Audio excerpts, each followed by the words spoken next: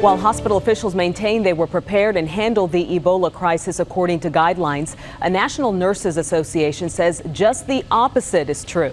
National Nurses United today said the 2 new cases of Ebola are the direct result of improper training and say nurses at Presbyterian feel lied to and deserted. Remarks from the National Nurses Union stem from conversations they had with nurses here at Presbyterian.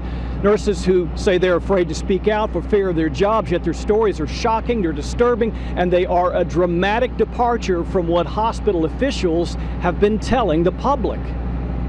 Today's development, while concerning and unfortunate, is continued evidence that our monitoring program is working. Comments this morning from Presbyterian Chief Clinical Officer Daniel Varga, who repeated the general position from hospital officials since the Ebola issue first came to light. We're a hospital that may have done some things different with the benefit of what we know today, but makes no mistake, no one wants to get this right more than our hospital. But a nurses union says some of his staff members are telling a completely different story. According to National Nurses United, the hospital was totally unprepared to handle an Ebola patient, and as a result, put patients and hospital employees at risk. They say Duncan was left for several hours in an area where other patients were present. They allege Duncan's lab specimens were sent through the usual hospital tube system without being specifically sealed.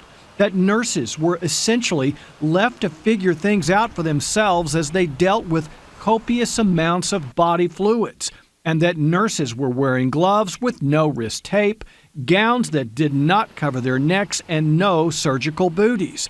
Listen now to Union President Deborah Berger as she describes the dangers nurses say they were exposed to in the early days of Eric Duncan's fatal illness. Nurses had to interact with Mr. Duncan with whatever protective equipment was available at the time when he had copious amounts of projectile vomiting, diarrhea, and other bodily fluids coming from his body. Hospital officials allowed nurses who interacted with Mr. Duncan to then continue normal patient care duties while taking care of other patients, even though they had not the proper equipment to personal protection equipment while providing care for Mr. Duncan.